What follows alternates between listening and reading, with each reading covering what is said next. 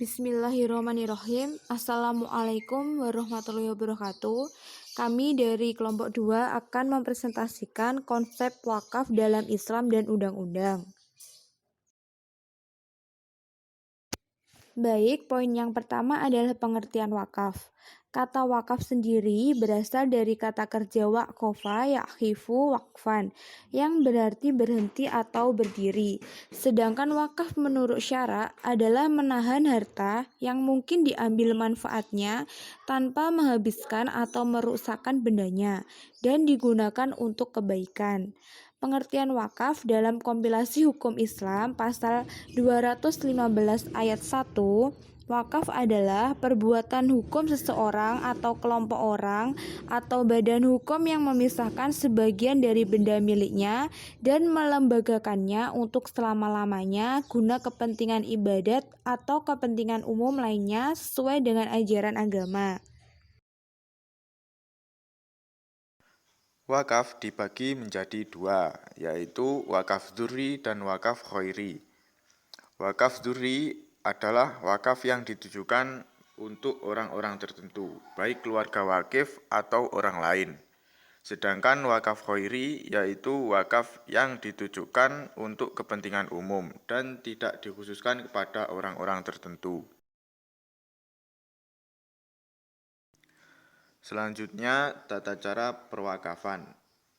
Tata cara perwakafan diatur dalam pasal 223 KHI. Yang pertama, pihak yang hendak wakaf dapat menyatakan ikrar wakaf di hadapan pegawai pencatat akta ikrar wakaf. Yang kedua, isi dan bentuk ikrar wakaf ditetapkan oleh Menteri Agama. Yang ketiga, ikrar dan pembuatan akta ikrar wakaf dianggap sah jika dihadiri dan disaksikan oleh sekurang-kurangnya 2 orang saksi. Yang keempat, dalam melaksanakan ikrar yang dimaksud ayat 1, pihak yang mewakafkan harus menyerahkan kepada pejabat yang tersebut. Materi yang kelima yaitu dasar hukum. Dalam surat Ali Imran ayat 92, tidaklah kamu memperoleh kebaikan sampai kamu menafkahkan apa yang kamu sukai. Terus yang kedua dalam surat Al-Hajj ayat 77 yang artinya, hai orang-orang yang beriman, rukuklah kamu, sujudlah kamu, sembahlah Tuhanmu dan perbuatlah kebajikan supaya kamu mendapat kemenangan. Dan yang ketiga dalam hadis Nabi yang artinya jika manusia mati maka terputuslah semua amalnya kecuali 3. Yang pertama itu sedekah jariah yang terus meneruskan, yang kedua ilmu yang bermanfaat dan anak soleh yang mendoakan kepadanya. Hadis riwayat Muslim.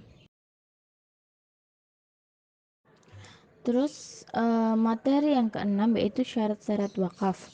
Syarat-syarat wakaf itu ada 4, yaitu untuk selama-lamanya, tidaklah boleh dicabut, pemilik wakaf tidak boleh dipindahkan tangankan, terus setiap wakaf harus sesuai dengan tujuan wakaf pada umumnya.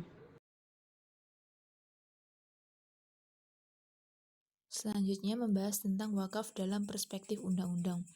Undang-Undang Nomor 41 Tahun 2004 tentang Wakaf Pasal 1 Ayat 1 menetapkan bahwa wakaf adalah perbuatan hukum wakif untuk memisahkan atau menyerahkan sebagian harta benda miliknya untuk dimanfaatkan selamanya atau dalam jangka waktu tertentu sesuai dengan ketentuannya guna keperluan ibadah atas kesejahteraan umum menurut syariah.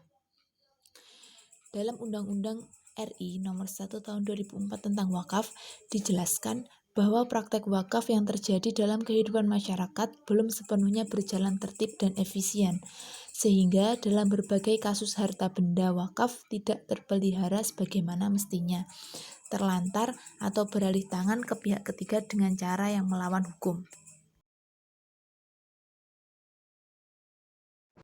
Terus materi yang terakhir yaitu tujuan dan fungsi wakaf dalam undang-undang.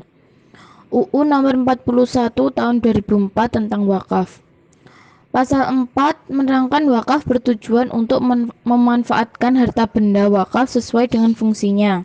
Pasal 5, wakaf berfungsi mewujudkan potensi dan manfaat ekonomis harta benda wakaf untuk kepentingan ibadah dan untuk mewujudkan kesejahteraan umum.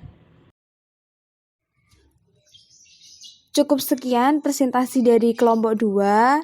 Atas perhatian teman-teman kami ucapkan terima kasih. Apabila ada yang ingin ditanyakan, silakan ditanyakan. Bila ada kurangnya kami memohon maaf. Akhirul kalam. Wassalamualaikum warahmatullahi wabarakatuh.